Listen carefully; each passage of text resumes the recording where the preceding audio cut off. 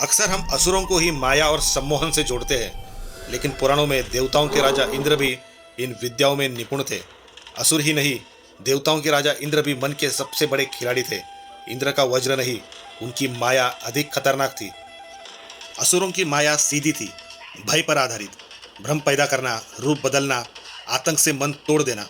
उनकी रणनीति थी डराव, और सामने वाला खुद हार मान लेगा। यह था डर का आक्रामक मानसिक नियंत्रण। इंद्र की मायावी विद्या। इंद्र का तरीका अलग था। वे आतंक से नहीं, आकर्षण से जीतते थे। इंद्र जब देखते थे कि कोई ऋषि अत्यधिक शक्ति अर्जित कर रहा है, तब से सत्ता संतुलन बदल सकता है, तो वे सीधा युद्ध नहीं करते थे।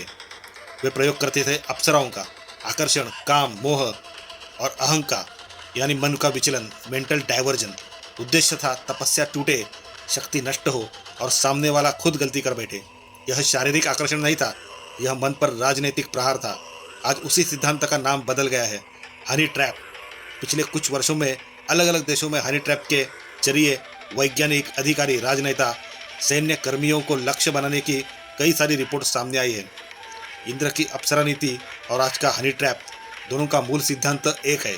शक्ति शरीर में नहीं होती, शक्ति निर्णय में होती है, और निर्णय मन करता है। जो मन को हरा दे, उसे युद्ध लड़ने की जरूरत नहीं पड़ती।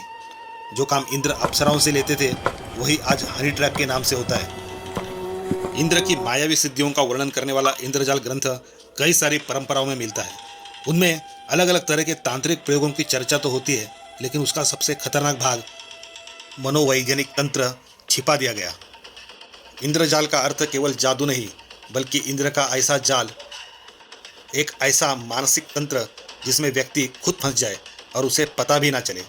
यह प्रतीक है भ्रम निर्माण, मानसिक जाल और रूप परिवर्तन। शत्रु को इतना भ्रमित कर देना कि वो कभी उठ ही ना पाए।